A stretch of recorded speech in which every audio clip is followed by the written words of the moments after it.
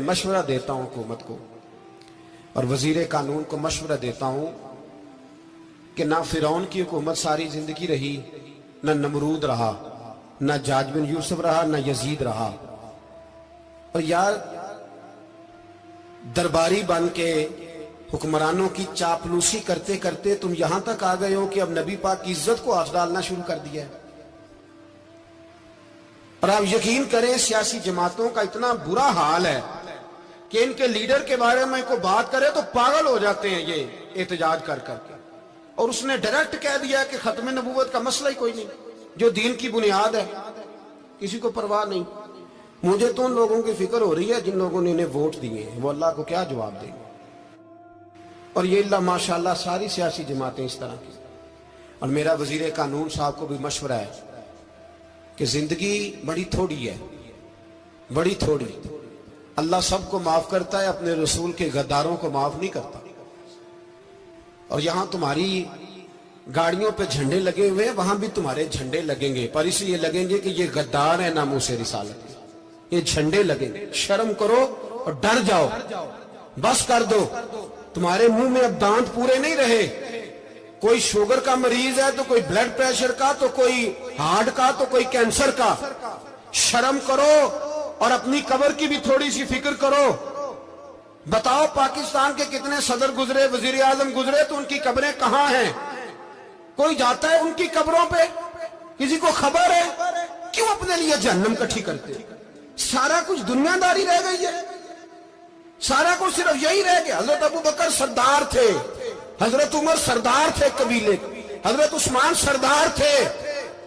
उन्होंने सरदारियों को ठोकर मार के रसूलुल्लाह के कदमों में बैठना पसंद किया।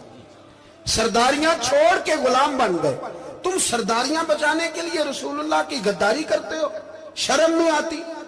और काम शिकवा है मुझे इन लोगों से जो मौलवी तो कह देते हैं तू सियासत न कर, और किसी सियासतदान को मना नहीं करते कि जब तुझे सूरत फातिहा भी नहीं आती तो तुझे किसने इजाजत दी है इतनी बड़ी बात। और मैंने पिछले से पिछले जुम्मे भी कहा था, फिर कहता हूं और ऑन दी रिकॉर्ड कहता हूं, मरज़ई कल भी काफिर थे, आज भी काफिर और कयामत तक।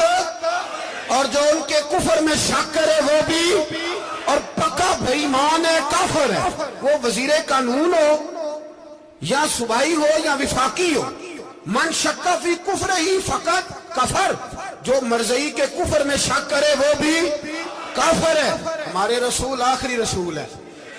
हम किसी को ये इजाजत नहीं देंगे कि वो खत्म नबूवत में रखड़ा डालने की कोशिश करे।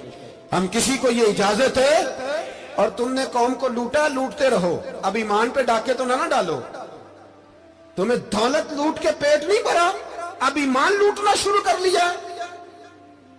तुम्हारा फैक्ट्रियां लूटकर, कौमी खजाना लूटकर पेट नहीं भरा। भाई मानो अब दीन बेचकर अपनी हुकूमतें पक्की करोगे।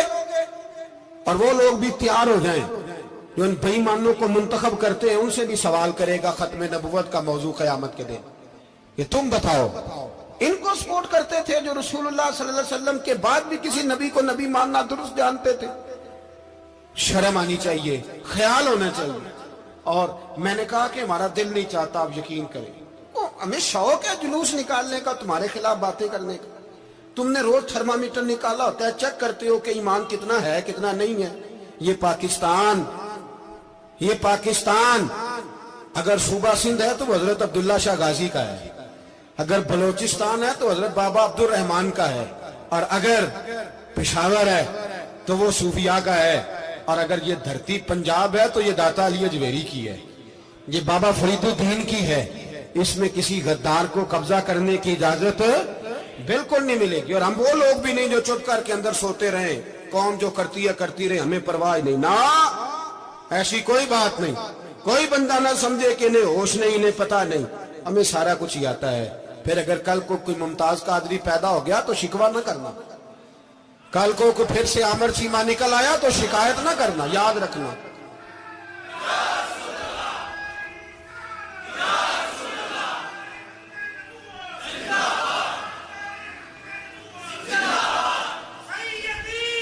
तो मेरे भाई खोल के बोल, या नबी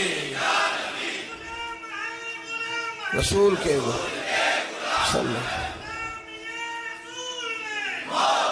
تو یہ مشورہ ہے.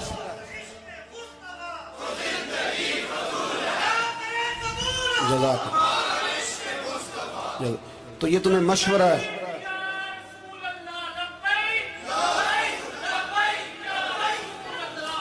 میری بات سنیں، یاد رکھیں، یہ لوگ بعد میں پچھتاتے ہیں، پھر مناظرے کراتے پھرتے ہیں، اس نے صحیح کیا کہ غلط کیا، پھر انہیں ہوش آتی ہے بعد میں، پھر ان کے ہواری نکل نکل کے میدانوں میں دلیلیں دیتے ہیں. اس لیے ہمارا مشورہ ہے انہیں کہ یہ اپنی حد میں رہیں، اور جو کام تمہارے ذمہ، میں نے کہا نا تم نے بڑا لوٹا، یہ قوم روز تمہیں موقع دیتی ہے لوٹنے کا، یہ موقع دیتی ہے، تو تم نے دولت لوٹ کے پیٹ نہیں بھرے، اب ایمان لوٹنے کے چکر میں آ گئے ہو. یاد رکھو، مسلمان گناہگار ہیں، غدار نہیں ہیں. تمہیں دولت لوٹنے کا تو شاید موقع مل گیا ہے، پر ایمان لوٹنے کا موقع نہیں ملے گا. تو اس لیے اس کو لگام دو. اور ویسے بھی کتا جو پالتو ہوتا ہے نا، اس کو گھر کے اندر سنگلی سے باندھ کے رکھنا چاہیے.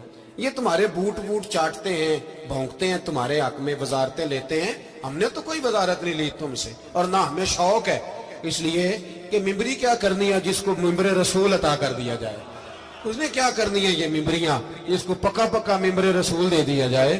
تو اس لیے اس سے باہر آؤ. میں نے کہا بڑے بڑے نمرود، فرعون، قارون دفن ہے، تمہارا بھی نام تک نہیں ہوگا، بالکل نام نہیں ہوگا. اس لیے ہمارا مشورہ، اور آپ لوگ بھی آئے نا یہ اگلے سال، تو ان کو کھڑا کر کے پوچھ لینا، اسلامی جمہوریہ پاکستان کا تم نے MPM نے بننا ہے، پہلا کلمہ ہی صحیح سنا دو. چلو خدا کا واسطہ یہی بتا دو کہ تمہیں نماز بھی ڈھب سے آتی ہے کہ نہیں.